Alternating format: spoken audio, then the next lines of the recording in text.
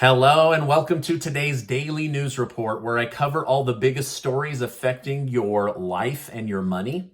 You watch this channel each day because I keep you in the loop on what's really going on in Washington, D.C. with President Biden and the U.S. economy. There's some big news in today's video, so stick with me to the very end.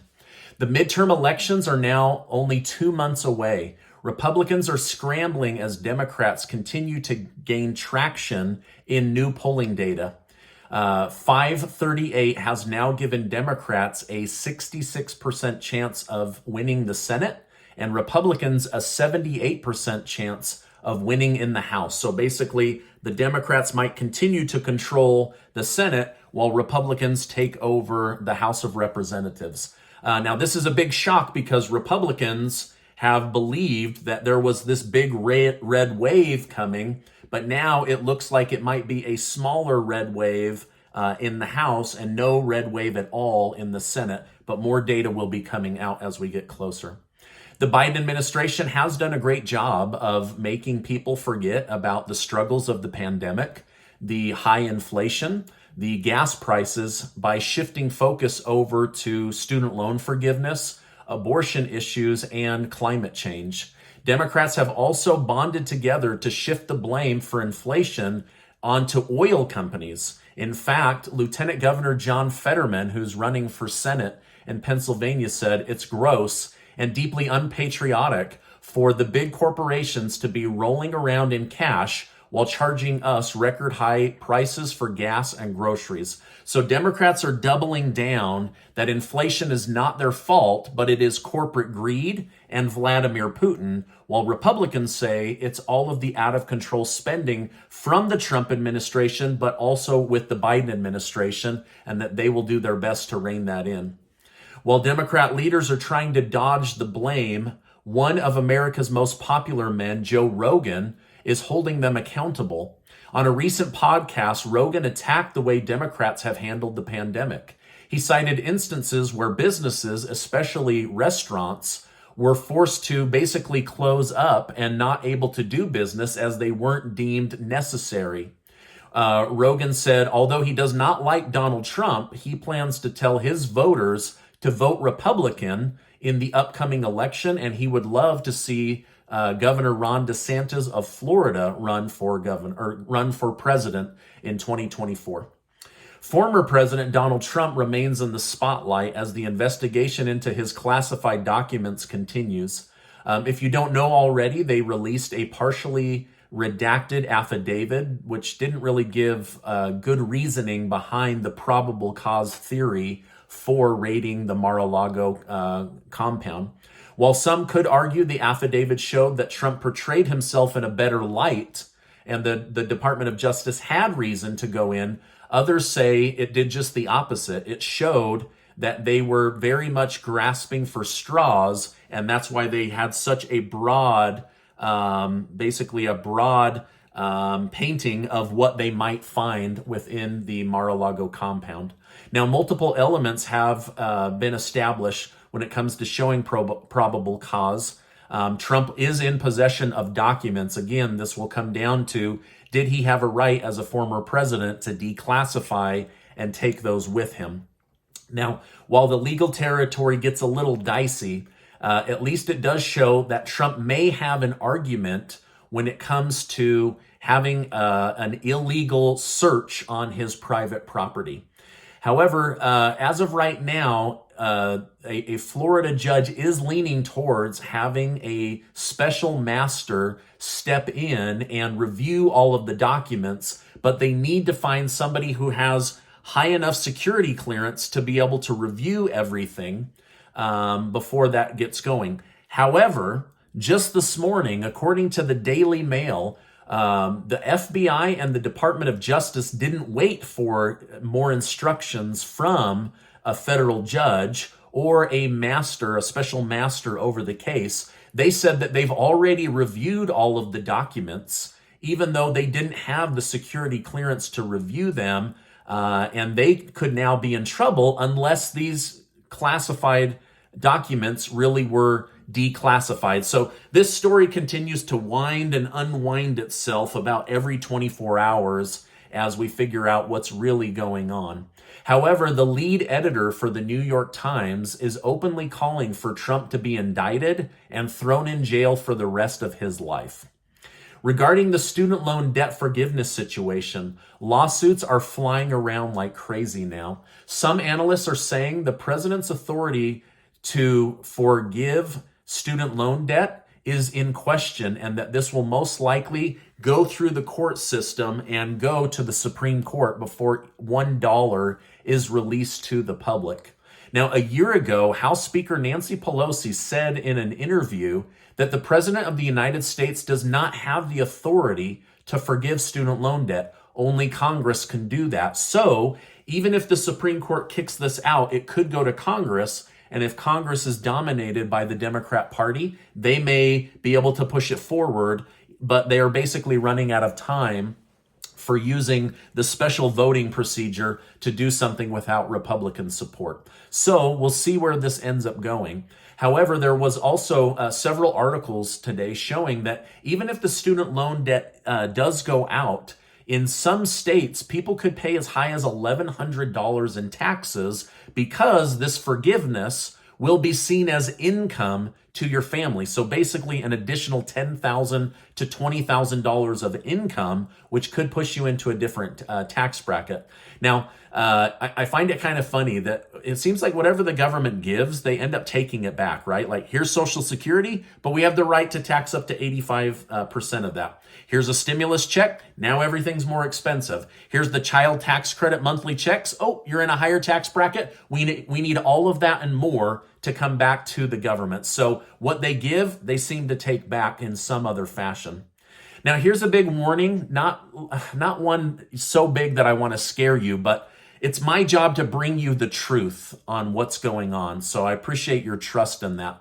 Now, Senator Elizabeth Warren shocked the news over the weekend by saying she believes the Federal Reserve is going to push the United States into a bad recession based on their behavior, the way that they're handling everything. Warren warned a bad recession would lead to millions of Americans finding themselves out of work.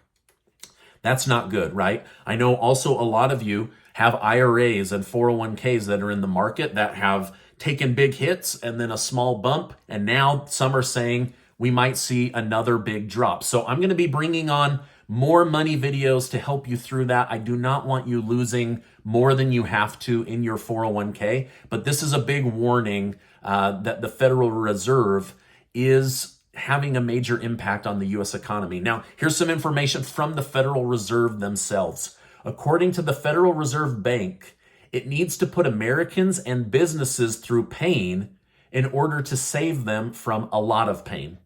So we're going to have to put you through pain to save you from a lot of pain. That's what they're saying.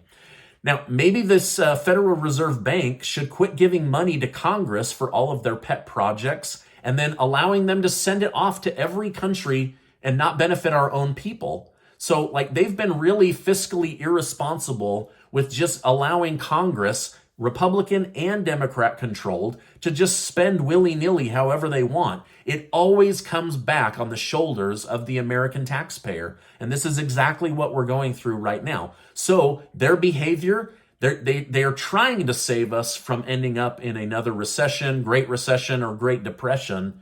But their actions right now are making it look really, really bad for the future. And I'll continue to keep you updated on that.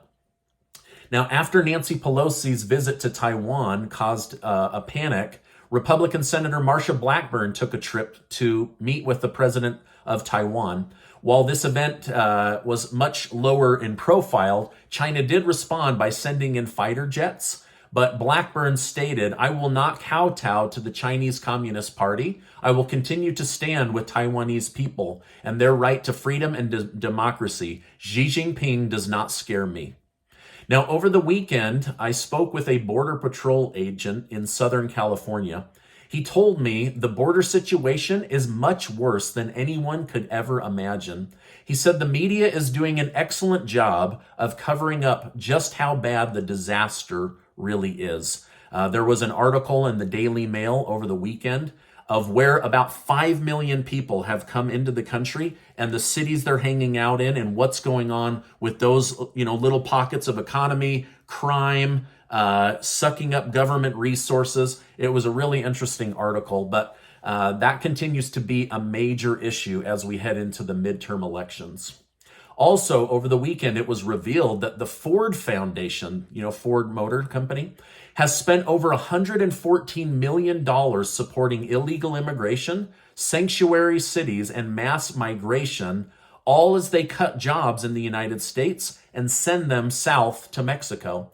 It's kind of sad because the media continues to show the Ford Motor Company as a great American company, but they just cut 3,000 jobs and they sent thousands of other jobs down to Mexico. So I don't know that they're really an American company anymore. However, here's some good news. I always try to find the good news every day. Not all companies are sending their jobs out of the country. The United States is expected to reshore 350,000 good-paying manufacturing jobs in 2021, in 2022, and even more in 2023. So many U.S. domiciled businesses are becoming increasingly more worried about China, their business behavior, the way that they're handling shutdowns with the zero COVID policy, shutting down cities of 25 million people. So they're saying, we've had enough. We're bringing those jobs back to the United States. So that's good, especially if you're in the manufacturing industry. By the way, I'm so glad that so many of you found value in my weekend video where I talk about the World Economic Forum, China, and Russia, and how they're battling each other, but they're also individually trying to crash the United States and the US dollar. And if you missed that, please go watch that. The information in there is vital and super, super interesting. Also, many of you were saying, okay, so how do I buy gold and silver? I'll leave the instructions in the video description and also in the pinned comment. Over 500 of you reached out to Andy Scheckman for information. And so what a great resource and a great place. This is who I buy my gold and silver from. So definitely go watch that video. Now, Elon Musk has partnered with T-Mobile's CEO to provide cell phone service via satellites to almost all of the United States. This service is expected to cover 500,000 square miles of dead zone where cell phone service wasn't available before. So this service will be fully released in 2023, but this is really good news because basically Starlink is going to make sure that just about every part of the United States has cell phone coverage and you're never stuck without being able to get in contact with family or friends. Lastly, Elon Musk, the owner and head of Tesla, said the world and the United States need to immediately start pumping more oil. The world economy is at risk of collapse. He said Tesla and electric vehicles can only do so much to help the world right now. He said the world still runs on oil, and the world engine, if not fed oil, will seize up and could collapse the global economy. So his recommendation to the United States and other governments is to get pumping. Now, this is coming from the guy who basically heads up the largest electric vehicle company in the entire world. Now, this is my update for today. As I know more, I will come on and share more with you. Make sure to get your name entered to be one of the winners of the $1,000 per person giveaway that Casey and I are doing, thanks to generous video sponsors. Hey, I want to remind you that you are amazing, and I'll see you on the next video.